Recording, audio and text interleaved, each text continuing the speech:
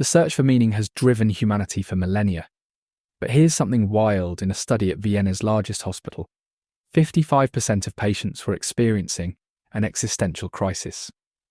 Today we're exploring how that crisis might actually hold the key to a longer, more fulfilling life. That's fascinating, and it connects directly to Viktor Frankl's work in logotherapy, doesn't it? His approach was revolutionary in focusing on meaning rather than just analysing past trauma. Well, what really strikes me is how he developed this entire therapeutic framework while surviving Auschwitz. He had this manuscript containing all his life's work, and when it was confiscated, he became even more determined to rewrite it. That level of purpose actually helped him survive. From what I understand, studies in concentration camps showed that prisoners with strong goals outside the camp had the highest survival rates. Exactly. And here's what's really interesting. Frankl would ask his patients, "Why don't you commit suicide?" It sounds shocking, but it forced them to articulate their reasons for living. That's such a different approach from traditional psychoanalysis. How did it actually work in practice? So get this, instead of having patients lie down and talk about their childhood, they'd sit face to face and focus on the future. He found that about 80% of both patients and staff believed humans needed a reason for living, and roughly 60% had something they'd die for.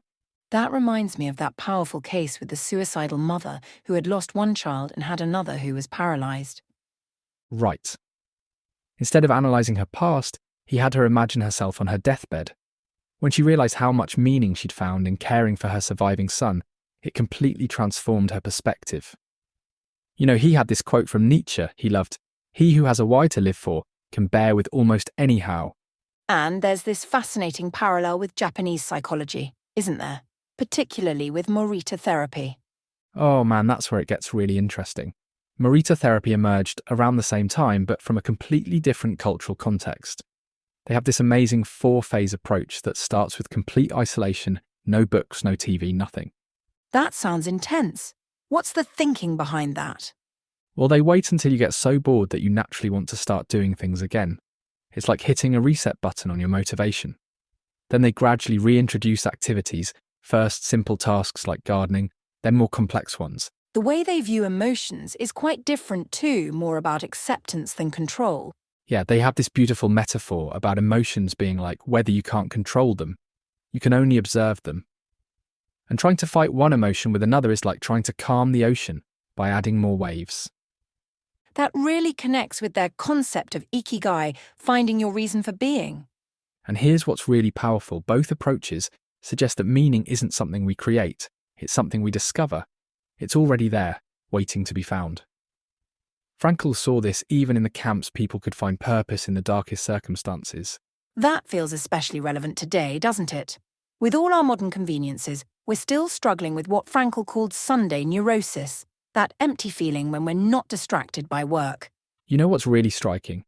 Both traditions acknowledge that life isn't about being perfectly happy.